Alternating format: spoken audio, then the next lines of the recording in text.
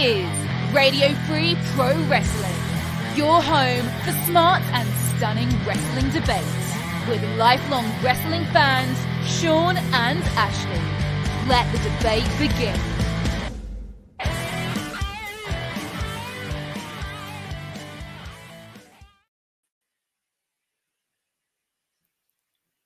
Well, hello and welcome to this episode of Radio Free Professional Wrestling. It's I, Shawn, along with my normal tag team partner, Ashlee, and our very special guest, Kimmy Sokol from the Pod Break. Kimmy, how are you doing? I'm doing great. So it's fun to be here. We're on the road to SummerSlam and WrestleCon and All In. Stephanie McCord just signed with WWE. What the hell is happening in wrestling, guys? Yes, it has been one busy week in professional wrestling, but I think where we need to start is from last week's Monday Night Raw. We saw the return of Rhea Ripley and poor Dominic Mysterio. Yes, he got his win over his father. Thank a little help with Liv Morgan. Then dude got caught. Like our troop would say, he got. How can we help this guy out? He's screwed. You know, he done messed up. There's no helping him. I'm intrigued to see what they do with this. I think that the Liv Rhea match at SummerSlam is going to be one for the ages. I think they've done a wonderful job with this storyline. And I know that a lot of people are going to say, oh, obviously, like, Cody's going to main event and stuff like that. But I wouldn't mind seeing this storyline be in the main event picture just because of how prominent the storyline has been over the last couple months. You know, I do believe this is the best storyline coming out of WWE right now. It's almost on the same level as Mariah May versus Toni Storm in AEW. Do you agree or disagree? I mean, one of your questions, I'll get to what the better feud's going to be. I think we're forgetting we're in the age of the DMD, but I agree for the most part. Well, with that being said, why don't we go to the control center to catch everybody up on a very busy week in professional wrestling news?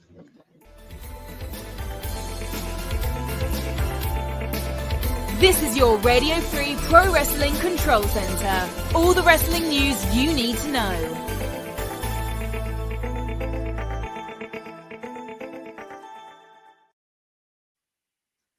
Okay, so my very first story for you coming up.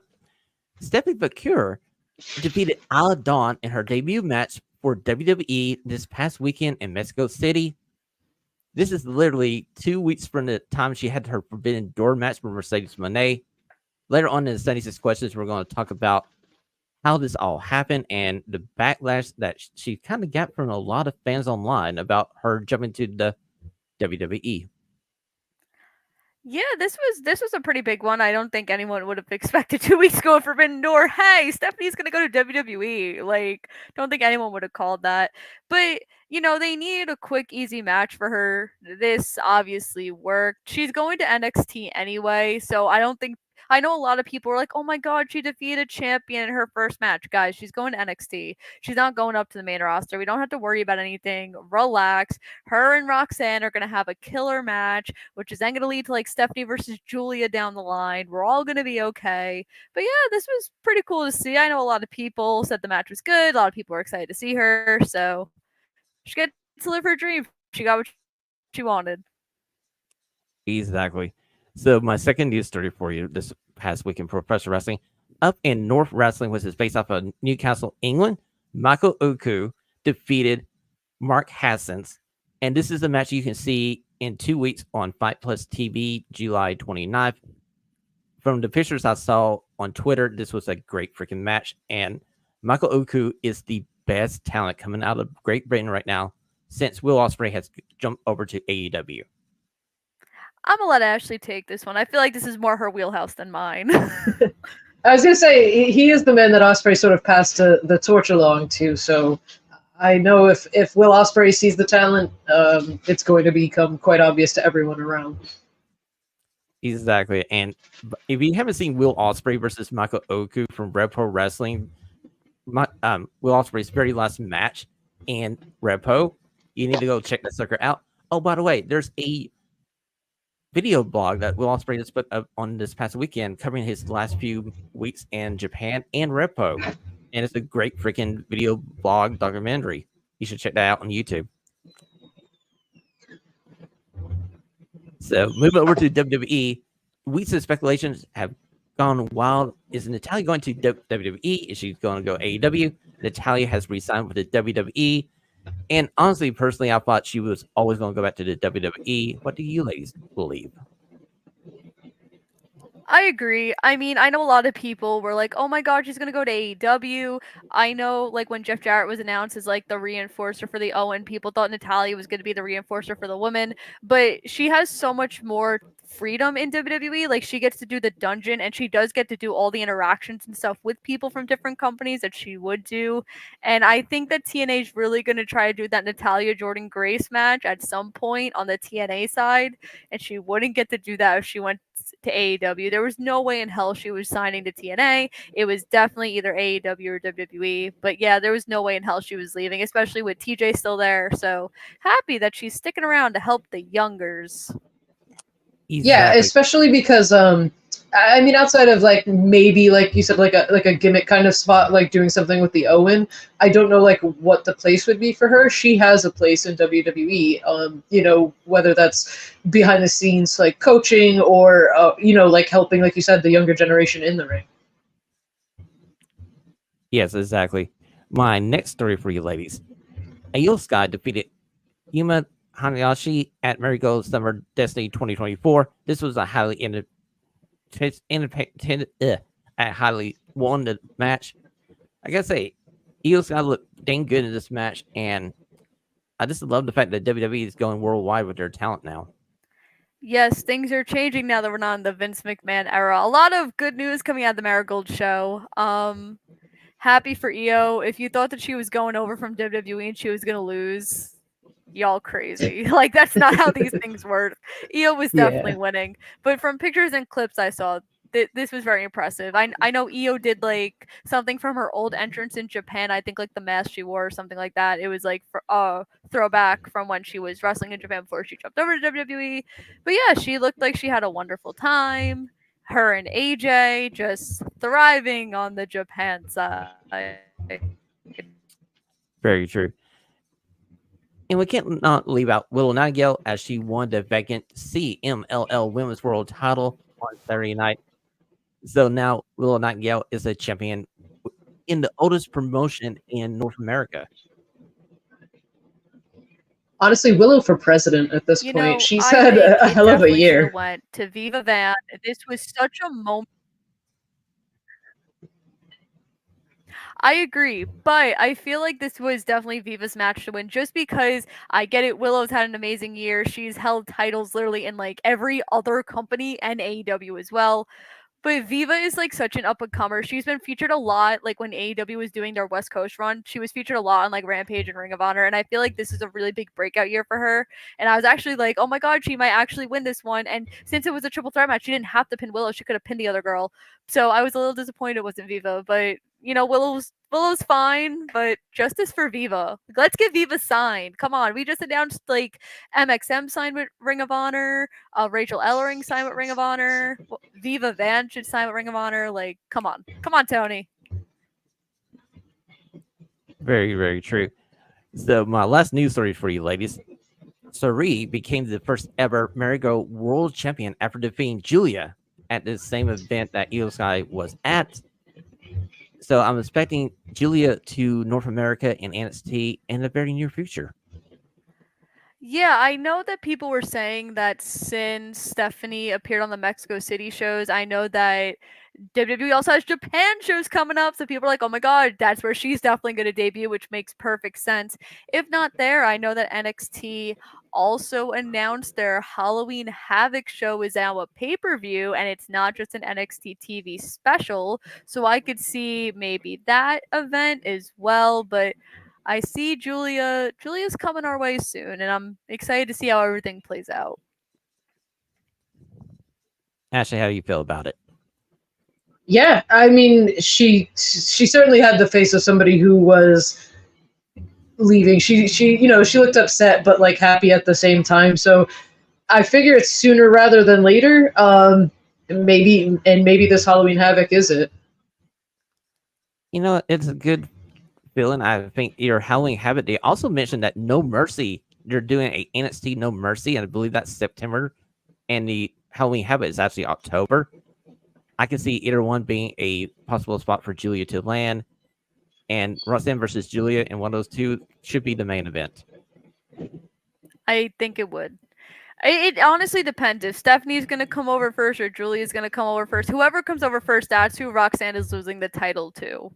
It's just a matter of who at this point. And then whatever event that happens, the next event will be whoever versus whoever, in my opinion. I think your opinion is pretty well taken. Yes, I do agree. Well, that has been our Control Center for July the 15th, 2024 here on Rave Free Professional Wrestling.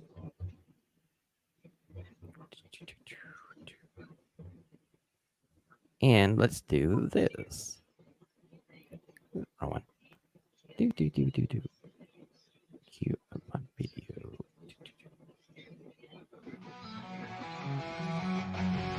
WrestleCon Cleveland is coming. Mark your calendars for August 2nd and 3rd. Get ready for 2 days packed with the best in professional wrestling. Meet your favorite wrestling legends and dive into the ultimate fan experience. Plus, enjoy autograph sessions, Q&A panels, and so much more. Don't miss out on this epic weekend at WrestleCon Cleveland. Get your tickets now at WrestleCon.com. WrestleCon Cleveland, where wrestling fandom comes together. August 2nd and 3rd. Be there.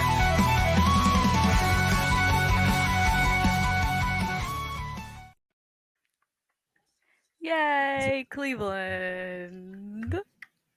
Kimmy, tell us a little bit about this event coming up, SummerSlam weekend.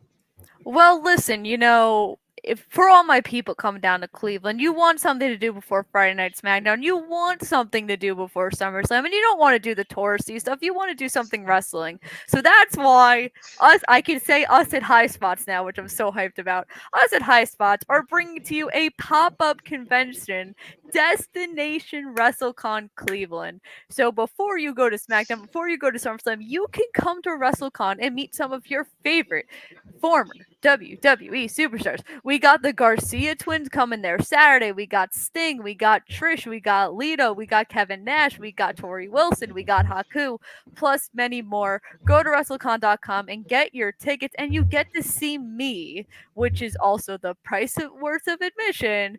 But there's going to be a lot more cooler people there. But yes, please come. It's going to be fun. I've never been to Cleveland before. I'm excited to go for the first time.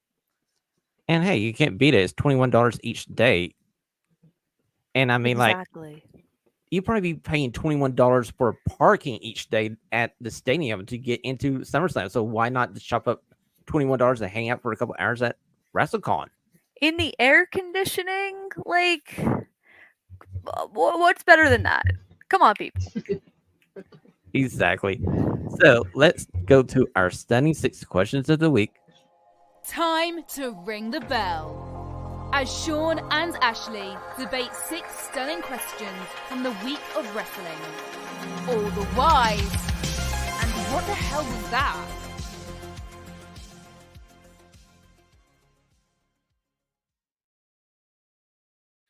Okay, ladies, my very first question for you this week. A lot of backlash has been going on with Stephanie McMahon's signing with the WWE. I'm asking you, are the fans overcritical of her signing with the company? I don't see. It's complicated because I feel like there's more information out there than what we know. So I don't want to be like, oh my god, yeah, they're being overly critical when there's possibly other information. But the one thing I will say, and my very good friend Rob Viper, who has done an amazing job covering the story, he had we had a conversation about this, where usually people when people come from the outside wrestling world to WWE, they're like, who is this? And even in AEW, they're like, who is this? When they announced that Stephanie signed with WWE, you didn't get a who. They knew exactly who she was because of her match at Forbidden Door 2 weeks before. And like I said, maybe there's stuff that we don't know. I have no idea. But Stephanie used her cards to her advantage. She got her dream job in WWE. She's going to do absolutely amazing. Her match against Mercedes was fantastic. I was there live. It was the first time I got to see Stephanie live, and I'm just really happy to see someone who's worked really hard get her flowers. And I just hope that Shawn Michaels and Triple H and everyone can use her correctly. That's my new fear. That's a very interesting question, and a quite honest fear is her coming into the company and her being used properly. Ashley, do you see Stephanie McCure having any issues working in NXT? Not as long as they let her be herself and do what she does best, which, as Kimmy said, can be kind of a concern sometimes with WWE. We have seen slight improvements with that. But as far as fans being overly critical, I think they're being overly critical that she signed with WWE in general. I mean, if you want to be critical of the way it happened, I could understand that. But, like, you can't be mad at her for going to a company that she clearly wants to work for and getting paid to do it. That's the point of this. I would say being critical of how she left CMLL hanging and a couple of other promotions hanging on her appearance, you might have some wiggle room there. Well, see, I kind of agree with Kimmy. We don't know the whole situation. We don't know how the WWE offered this contract to her, whether they're willing to let her do these dates, or did they want her to get out of these dates in order to be signed so she could make that super show in Mexico City. So, well, either way, she did leave them without a champion. So, whoever's call it is, CMLL absolutely has a right to be upset, which, according to most reports, they are. Yes, yeah, I will agree with you on that assessment, Ashley. But I don't blame Stephanie McCure for trying to chase her dream and cashing in on the one moment where she's as hot as any talent on the planet, coming off of that match she had with Mercedes Moné. And I honestly believe that match got her on the radar of WWE, and they decided to pull the trigger before Tony Khan could pull the trigger. Yeah, and I absolutely understand the aggressive pursuit, too, from WWE, because they are down a lot of their top women. Like, we just talked about Rhea earlier. They just got her back from injury, but you haven't had Asuka in a while. Becky Lynch is out. You haven't had Charlotte Flair on TV. You're down a lot of people. I feel like we just got Bayley into something after kind of a few months of just kind of laying low after WrestleMania. Like, I understand, like, you kind of need another person to come in. You don't have... you've even been out Alexa Bliss for months now with, her having a child and taking care of her family. So you're down a lot of top women in WWE, but still have a pretty... Also, she's not going to the main roster. She's going to NXT. True. I don't know. You don't need any women's help in NXT, but they're going to do it to get her acclimated to the WWE style. She needs to learn the hard cam. They have no hard cams in the CMLL. Come on. I don't know. I mean, it's an interesting situation because, Ashley's right. Do they really need the help in NXT? No. They're so oversaturated with women. So that's my fear. Is like you're getting Stephanie and Julia, because Julia's also not going straight to the main roster. Julia's going to NXT too. So now what are you getting out of this? They're both going to fight each other for months on end, and then whoever's ready first gets to go to the main roster? Is that how we're going to do this? Hey, you can sign me up for that. I feel like that would be a good series of matches. And I think, like, what Nick Nevis said on Busted Open Radio is true. I feel like her and NXT, surrounded by the machine of the Performance Center, is the best thing that could happen for her, because she needs to learn English. She has a very limited English understanding. And that's going to be the biggest challenge for her to going forward in WWE. And her being at the Performance Center, then being able to get people there to help her learn English. And for a non-English speaker, learning English is the hardest language on the planet. Go America for making a very hard language. Okay, so we're moving on to my second stunning question of the week. And it's a possible other WWE signing, as I'm asking you, is AEW or WWE the better place for the Motor City freaking machine guns? They have more friends in AEW, but I feel like the WWE tag division also needs something because they are slacking. But also, the AEW tag team division is also not doing the best right now because it feels like the Bucks forget that they're tag team champs and they got to actually use their titles. So I Yeah. feel like Motor City would be a fresh start, especially, we really don't have a completed Blood or Guts team yet. So maybe seeing them potentially in Blood and Guts, like going face to face with the Bucks. Maybe that leads to the match at All In. Maybe they appear at the end of Blood and Guts after the EVPs win. Something along those lines, I think, would be really cool. But I think the other thing, like, you also have a Penta who might also be going to WWE. So, like, would you get Motor City Machine Guns and possibly the Lucha Brothers in WWE? Like, that would be a lot. So I would say AEW is the best bet for the Motor City Machine Guns. To me, there's not a lose situation here. It's a win-win for the machine guns. I mean, like if they go to WWE, they can be featured on either Raw or SmackDown. And can you imagine DIY versus the machine guns at SummerSlam as for the tag team titles? That would be kind of cool. Or Finn and JD McDonough versus the machine guns on Raw. I mean, like there's two dang good matches. And like you said, they could go to AEW. We could have like the machine guns versus Young Bucks and have a rematch from the old TNA days. That's also true. I don't know. I feel like wrestling's very oversaturated right now. I feel like we need a couple people to leave, a couple people to retire. I know one tree. I know one tree that could retire. Oh my god! I think we're thinking of the same tree. Well, allow me to post this little message from David Brightly, our other co-host. Morning, everyone. WWE, the Bucks don't like good tag teams and won't let have any potential rivals. So David Brightly are firmly against the Young Bucks, and he wants the machine guns in WWE. I feel like both of them are like Kimmy said, they're both struggling in the tag team division right now. I feel like WWE is weird. Like they tend to have a lot of good tag teams and don't use them to their fullest. And I feel like AEW came in like they were like tag team wrestling, like it's all about tag team wrestling, and it was so good. And now for the past few months, it's been probably one of the coldest divisions they have. I mean, I don't know what the Young Bucks are doing with the titles, but like this, like going with the Acclaimed, who have been cold for months, is not it. Agreed. Not it. We need somebody else to face the Young Bucks for those tag team titles in AEW. And maybe it's the machine guns. On to my third standing question of the week.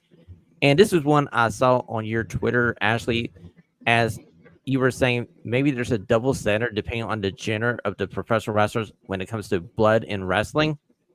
How do you feel about this? Oh, it's horrible. I remember when Allie and Penelope did that tag team street fight with Ty and Anna Jay.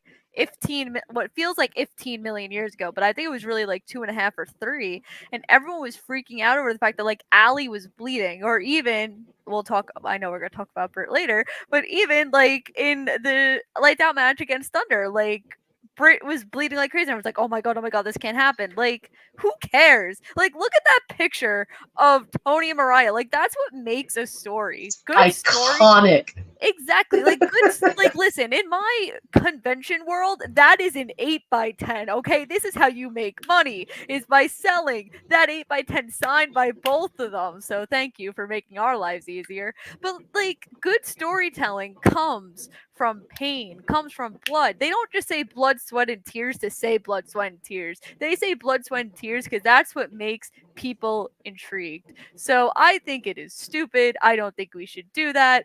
And I hope Toni Storm is okay. You know, she's crying in that picture. I hope she's had a lovely weekend in her vacation house to get over the fact that her protege turned on her.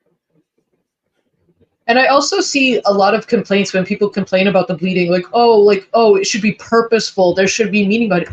This absolutely had meaning behind it, and people were still complaining about, oh, I don't like when the women bleed. It's too much. Like, what do you mean? Like, fights happen, and when you get hit, sometimes you bleed. That's what happens. What a concept.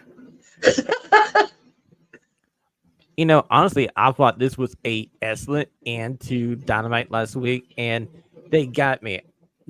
Actually, we were talking about a week ago. I was thinking like, oh, at Forbidden Door, at AEW All in London, it'd be Tony turning on Mariah, and I think a lot of world thought that would be the case, and they flipped it, and we had the turn in Calgary, Canada last week, and Mariah May now is the biggest heel on the female side in AEW. This was up there with the ending with the Brody Lee squash ending for like Dynamites for me. I would say Mercedes is kind of a bigger heel than Mariah, but Mariah can come a close second to Mercedes. Kimmy, fair point. I'll say 1A and 1B. We'll go 1A, 1B here on the heels on the female side for AEW. Okay. I agree. Okay, on to the main standing question of the week, and the one that is on the thumbnail of this YouTube video. And my question for you guys is it too soon for MJF versus Will freaking Ospreay? No, because they needed a big match for 250 Dynamite, and this is the perfect thing. You know, these are two young guys who so many years ago, like, would you say like you would see MJF and Will Ospreay on like wrestling television, like prime time wrestling television? Would you say that like 5 years ago? No, but we get to say it now. I'm intrigued to see what happens. There's a chance that this match doesn't end clean, and my guy rises up from the dead. He feels the left side of his body again, and he costs. Like when they say like Daniel Garcia couldn't feel the left side of his body, I'm like, great. Britt couldn't feel the right side. Daniel couldn't feel the left. Like I'm just my faves are just breaking apart, falling apart. Exactly. What the hell is this? So I think that Daniel might get involved so this doesn't end clean, which then leads us to that triple threat at All In. So I don't think it's too soon at all. Kimmy, you just sent me on the idea for the triple threat, and I was thinking about it. That would be freaking amazing. And let's just get Kimmy down to Jacksonville to become the head writer for AEW now. Kimmy, for head writer, please. Thank you. Yeah, I'll take that triple threat. I'll also take, if we go that route, of the ultra British matchup of Will Ospreay taking on Pac, because I know Pac's been hinting at wanting to challenge for it. I think that's exactly what Kimmy said, that they needed a big match for this big episode. I think they're planning something kind of big, and I think it might have to do with this match, so maybe it will be like the announcement for All In after or something. Yeah, I think that's going to be the situation. And honestly, 250 is a big number, is one they want to celebrate, and they're still in the middle of their TV negotiation with Warner Brothers Discovery, so why not try to put the best foot forward, showing them that you're putting the best matches on TV, and you can have a funky finish here and not cause either one of these guys to lose a match. So I feel like it's a good idea, and we approve. On to my next standing question for you. And it's something I want to put a milk carton alert out for, and it's Camille. Saying that if Camille eventually gets to AEW, who should we put it with her first? Athena, 100% Athena. When it was first like rumored, announced that Camille signed, I literally said she should be the one to take title off Athena, because a lot of people remember Camille for being like the NWA Women's World Champion for 15 million days, right? And every time that they would come out with like the PWI Women's List, Camille would always be in the top 10 because she would hold that title for so long, and people would be like, Camille needs exposure. Camille needs to be on TV. The perfect way to do this, if I were to book it, I would have done it for Death Before Dishonor, but clearly it's too late for that. So I would do it on a Battle of the Belts. Athena's like ROH Women's World Champion Open Challenge. Athena cuts a promo saying she's ran through everybody in the Ring of Honor roster. There's no competition left, and she wants someone to step up to her. Camille's entrance, Camille comes out, and Camille beats Athena. Because that means that Camille, who came from NWA, being like the longest reigning NWA Women's Champ of all time, now defeated the longest reigning AEW Ring of Honor Women's Champion of all time. So there's a complete story with that, and it just makes so much sense. So 100% it should be Athena. Well, I agree with you, and we saw your girl, the Minion Overlord, at Prestige Wrestling on Saturday night. And by some grace of miracle, she was able to walk down the ring, have a perfectly good match with a boot on. And I gotta ask you, Kimmy, she used the boot to win the match. You have any issue with that? No, it's been a really rough time for Athena, right? We have Queen Aminata in Red Velvet trying to say that she's faking her injury, but she wrestled that whole match with a boot on, and she was limping down the entrance ramp. So who do they think they are for calling my champ out for having a fake injury? This is ridiculous. Athena would never lie. Ridiculous. Athena would never lie to her minions, would never lie to Billy Starks and Lexi Nair. Athena still needs to have that meeting with Tony Khan to talk about her match in 2 weeks. Because how the hell is that going to happen? Queen Aminata is just going to like break her ankle even more. So no, 100% do not have a problem with it. My minion overlord is the best. Can we also talk about my friend having her big match on Wednesday against Mercedes Moné, Nyla Rose? Like hell yes. I'm so happy they gave that spot to an AEW original for the 250, like everything. Nyla is somebody we don't get to see enough of on TV. That's what I'm saying. I was so hyped. I was like screaming in my hotel room on Saturday. I'm like, let's go. I texted her. I'm like, okay, I see you, Miss Big Match. And she goes, I know. And I'm like, you deserve it. So Well, my choice to face Camille actually is one of our favorites. I want to see Queen Ayana versus Camille. I feel like that match with freaking bang. Yeah, honestly, they both tall, very strong, athletic. I can see that happening. Even somebody like we've seen her take on legit Layla Hirsch, so we know. I could even see like Red Velvet sliding in there at first. Red Velvet is someone who has steadily improved over the past few years and is knocking it out of the park now from what I've seen. So I could see her getting in there. I could do like a size versus speed type of thing because Red Velvet is very quick, like maybe on her way up to the championship. Very true. There's a big match at DBD versus Billy Starks for the TV Women's title. Ooh, that'd be good too, Kimmy. On to our sixth and final stunning question this week. And my question to you guys is simple. What is the better feud? Is it Britt Baker versus CEO Mercedes Moné, or is it Mariah May versus Toni Storm? Britt and Mercedes, hands down. People have wanted this Britt Mercedes match for so long. Literally from the second Mercedes left WWE, everyone was like, Britt and Mercedes, Britt and Mercedes. Britt has wanted this match for so long. So long. If you listen to all of her early interviews where she talks about who inspired her to continue wrestling, it was literally the Bayley Sasha match at NXT Brooklyn 1.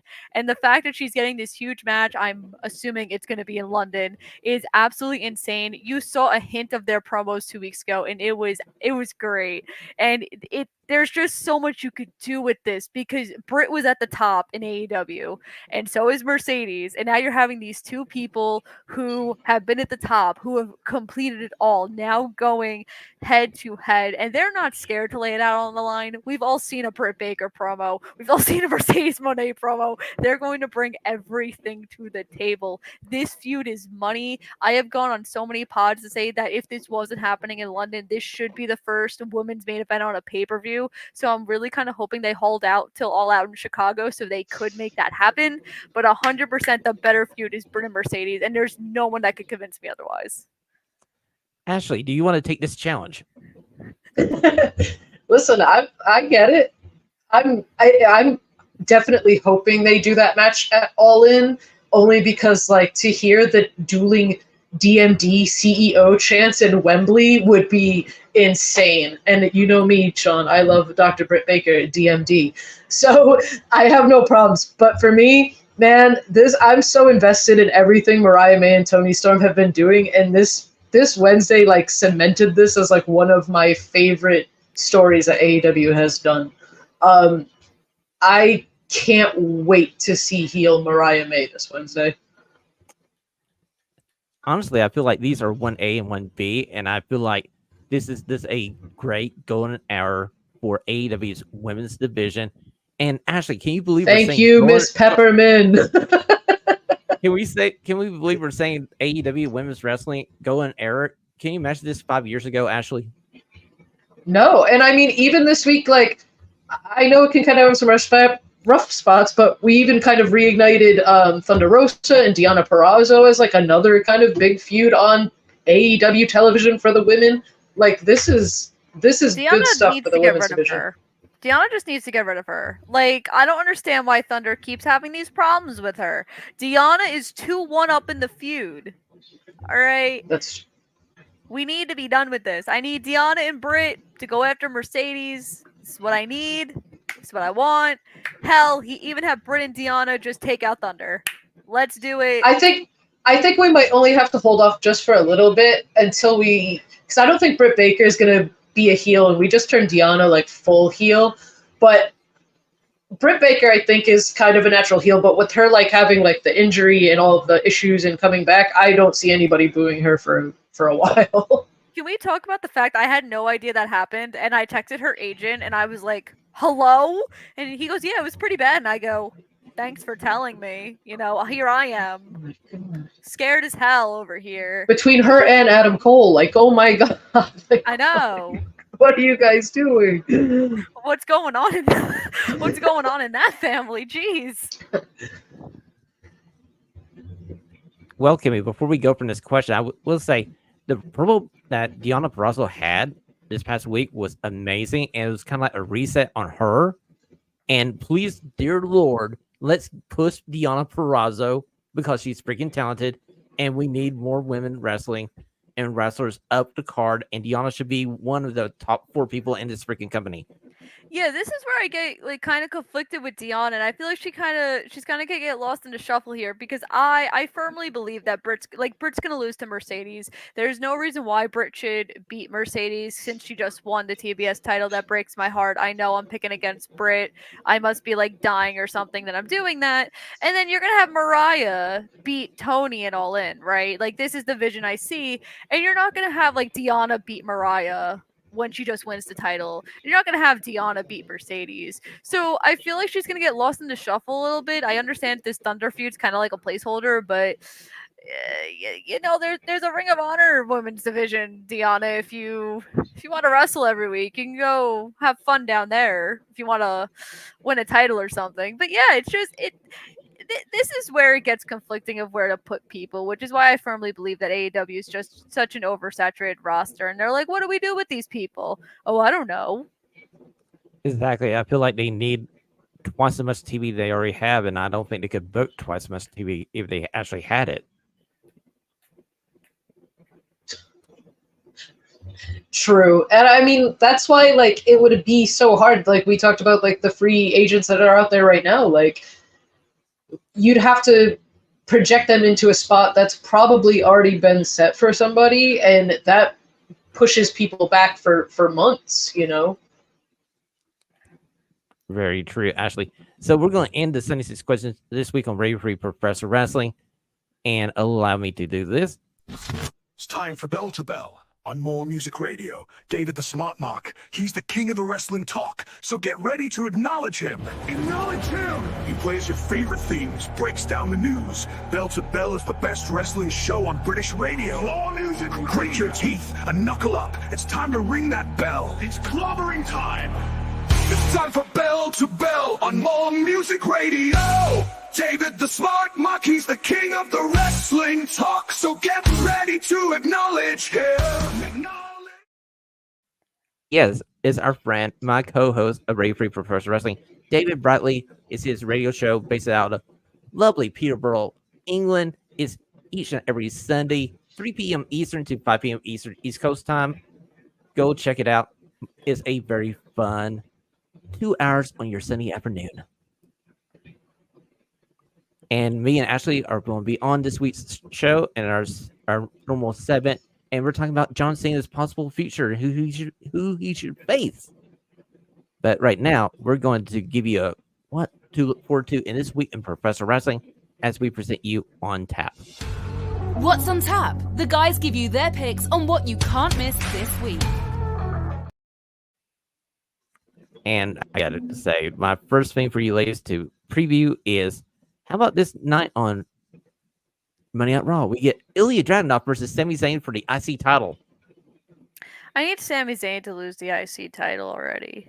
Like, he should have lost it to Gable, should have lost it to Breaker. I don't understand what we're doing with this. I understand that, like, after Gunther's huge ass reign, you can't have like a traditional champ, but like, come on, he cannot be champ anymore. They need, like, there's so many people that should be IC champ. I think at SummerSlam they're gonna do like a triple threat. They'll do Sammy versus Ilya versus Braun. Braun will then pin Dragunov, so Sammy could be like, "Oh my god, I didn't get pinned to lose my title. I need another rematch." So yeah, but this match should be fine. But I think that's the vision of where we're gonna go.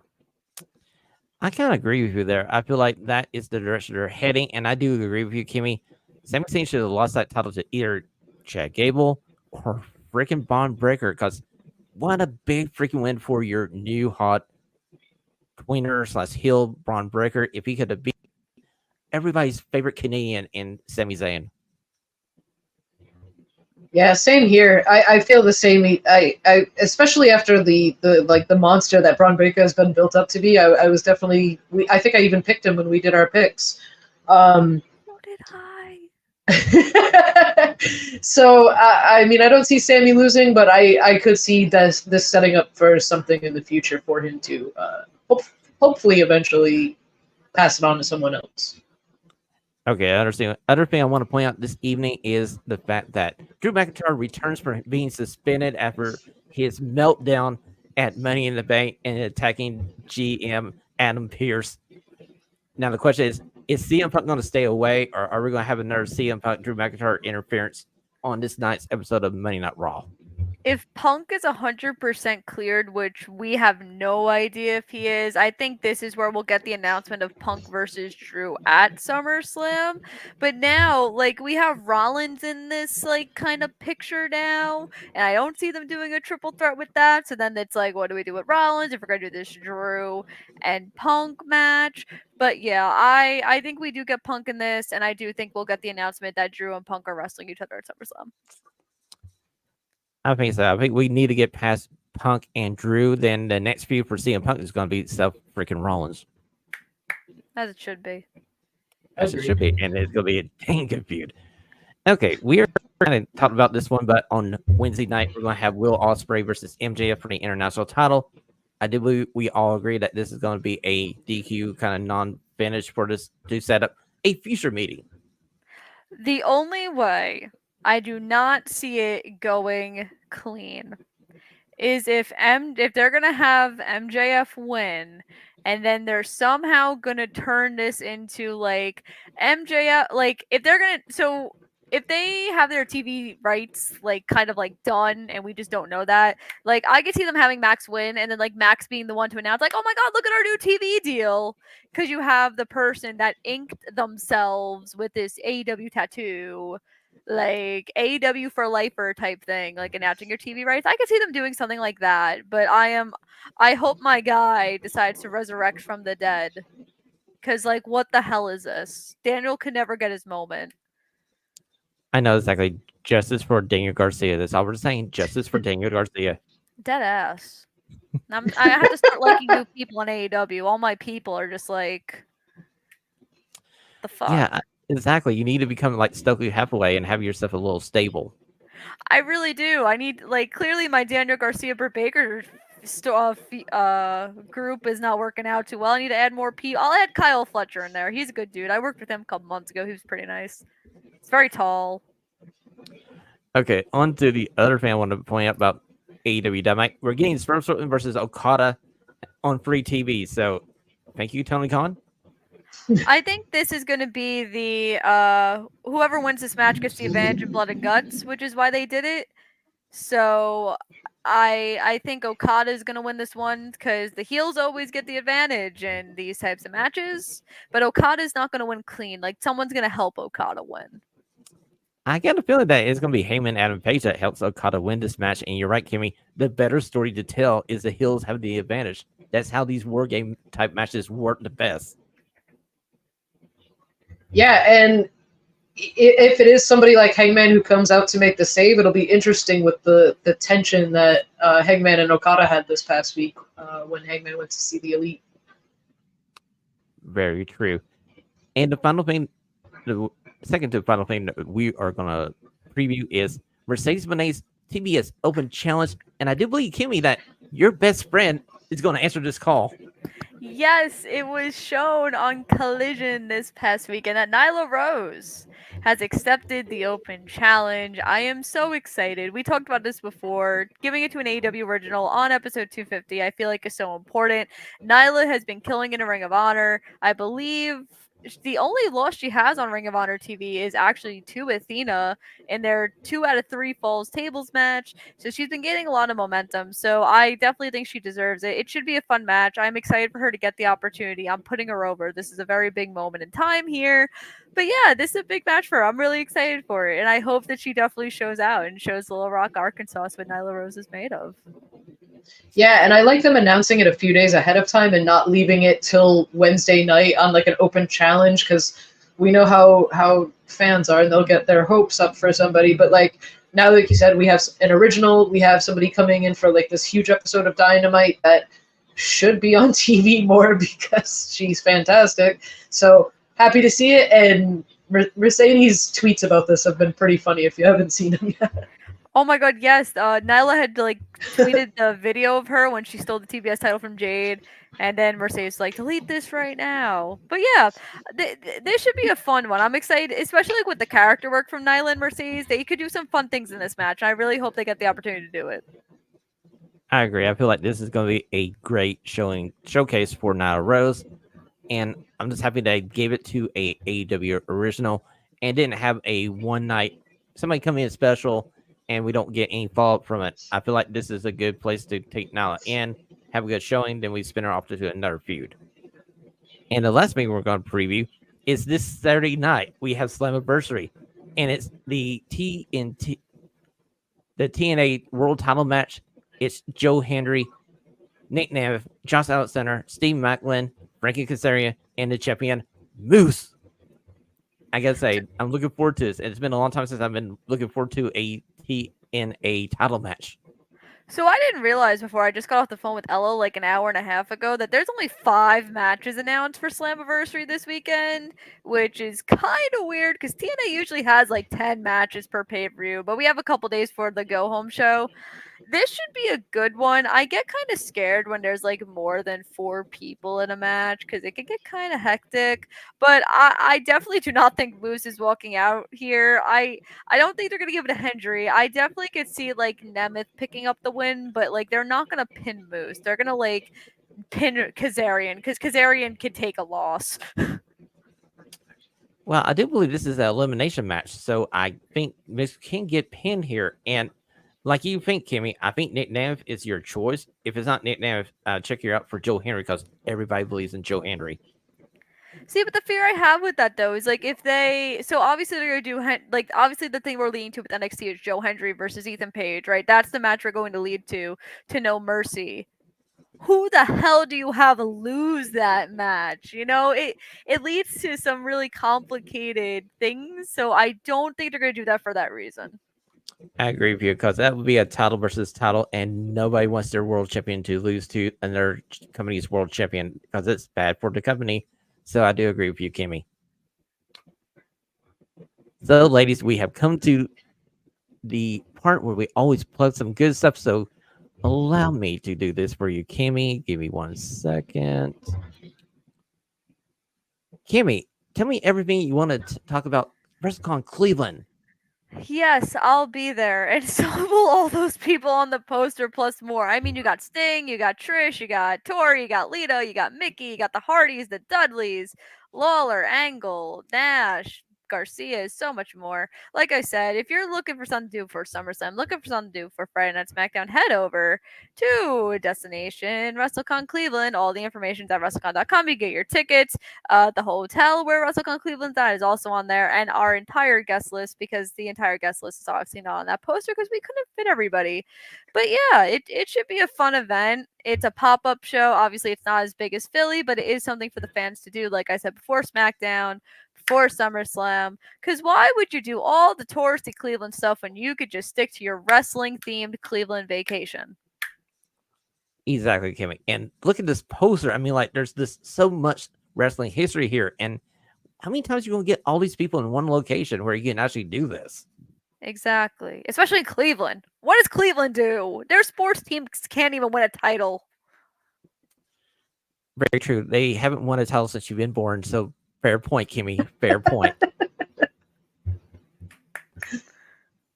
So, my friend Kimmy, where can we find you around the Super Information Superhighway? You can find me on Twitter at Kimmy_Sokol. You can find me on Instagram at Kimmy.Sokol. But if you want to see all the fun stuff I get to write about, I'm pretty sure I'll be doing a Slammiversary preview show. If I'm not doing anything Saturday, you'll probably get a review out of me. All my coverage from Forbidden Doors on there. Obviously, with SummerSlam coming up, I'm going to do a bunch of coverage on that. So if you want to see all that stuff, head to the popbreak.com to see all the things I get to write. And of course, thank you all for having me. I've had a wonderful time here. It's always fun to have you. But before we say goodbye, Ashlee, come on down and tell us where we can find you on this Information Superhighway.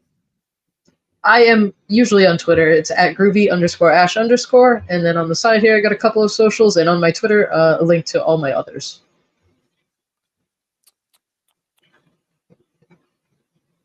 And of course, let me tell you about the show. You can find the show on Twitter at Radio Free PW, on Instagram at Radio Free PW. And if you have liked this live stream video presentation of Radio Free Professional Wrestling, hit that like bell, subscribe. We're here each every week to give you the best and worst in professional wrestling. And once a month, Kimmy Sokol comes on to help us out. And it's always fun to have Kimmy Sokol on the show. So, ladies, until we see you next time on Radio Free Professional Wrestling, everybody have a stunning week. And we'll see you right back here next week on Radio Free Professional Wrestling.